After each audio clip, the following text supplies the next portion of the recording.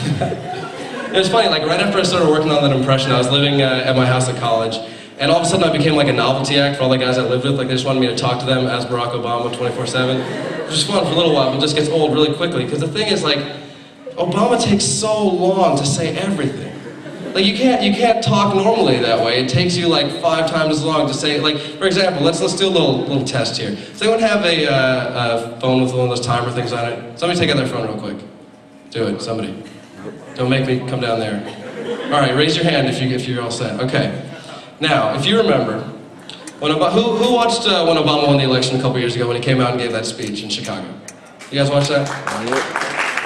So he comes out and he says, I'm just going to give you a little example here. He says in the way I would say it, a normal person would say it, if there's anyone out there who still doubts that America is a place where anything is possible, tonight at this time, in this defining moment, you have your answer. How long was that? Did you time that one? All right, let's do it again. Ready? All right. If there's anyone out there who still doubts that tonight is a night, well, I'm forgetting it now. Basically, it takes like 7 seconds to say. Now, Obama comes out, and in about 3 times as long, you ready? You good? If there is anyone out there who still doubts that America is a place where all things are possible, tonight, at this time, in this defining moment, you have your answer. How long was that? Come on, 25 seconds. How can you function on a daily basis when you speak that slowly and pause for so many unnecessary reasons?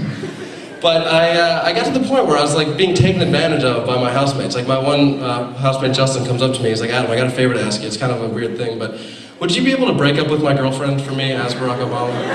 So I could break the news a little easier. It's like, no, man, absolutely not, that's ridiculous. He's like, I'll give you $5. I was like, okay, I'm in. So here I am on the phone with this poor girl going, now look, it's not you, it's me. And it's not me, it's the economy. I simply can't afford to buy you expensive crap anymore. And truthfully, seeing you naked is no longer serving as a stimulus for my package. Thank you. Thank you. Oh, man. Now, I do feel a little bad about the Obama breakup, but I think there are worse ways to be broken up with than that, like a text message breakup. Has that ever happened to any of you? Not that you'd admitted it had. Really? God, what did it say? You want to come up here and talk about it for a little bit? Or like a Twitter breakup? Has that gone down yet? How would that even work? I don't even... hey, we're through. I would explain further, but I only have 140 letters, so... But I recently came across the single most ridiculous text message that I have ever seen. And I have a good friend of mine, Danny, who I went to school with. He's a senior at TCNJ. And he has a younger sister named Bridget, who's 13 years old. Now, do any of you have siblings who are in that range, like 13, 14-ish? Are they as annoying as I would imagine they are? Like, I think we can all acknowledge, I mean, you're a little closer to having been 13 than I am, but we were all just annoying people when we were that age.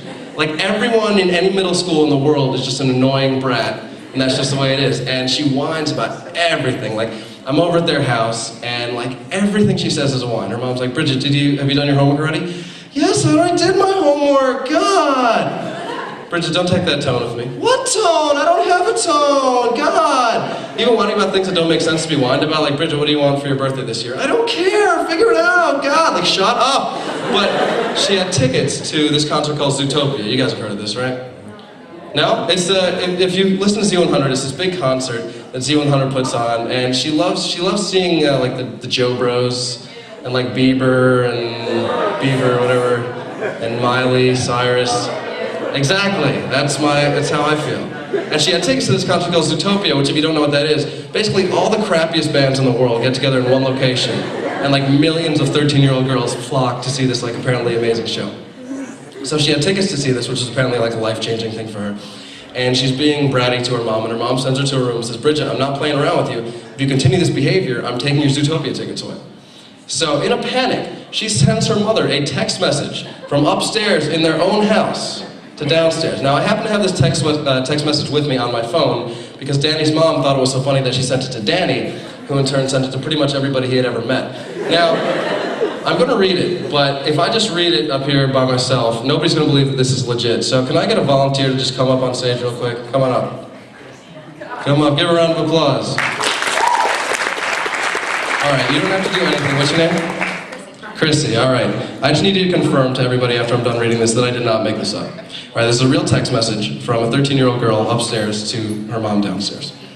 No, Mom, I will stop. Please, I will stop. Please, please, no, please, don't, Mom. Please, please, I am begging you. Please, Mom, I am begging you. I will stop. Please, Mom, I wasn't thinking this morning. This will crush my life. Please, please, Mommy, give me one more chance. Please, I will stop. Please, no, this really will crush me, Mom. I won't be able to live. That's not a joke. Please don't. I won't be able to live, Mommy. No, please, this will ruin me. Don't do this to me. I won't ask for anything else, Mommy. I am sorry. Please, Mom.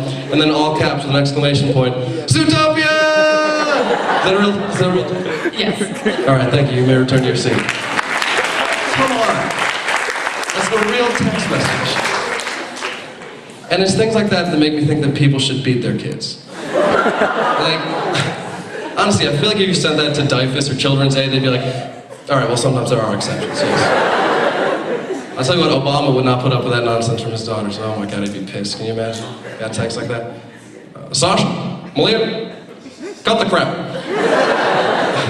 One thing I thought was kind of weird when Obama won the election, though, was that there were all these people who were so excited, who were like, oh my God, we have a black president, like there's no more racism anymore. We're just done with racism forever because a black guy is president, which would be great if that were true, but that's obviously not the case. And I'm a little embarrassed to tell you guys this, but I actually used to be racist as a child, and I didn't realize this until recently, but I was thinking back to some things I used to say when I was like, 5 or 6, and I was like, oh my God, I was a bigot when I was like a toddler.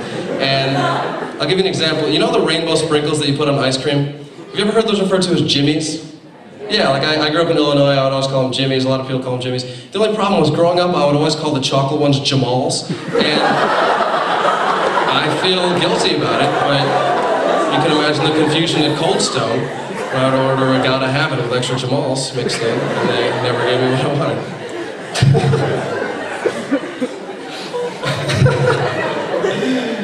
They're like, is that funny or racist?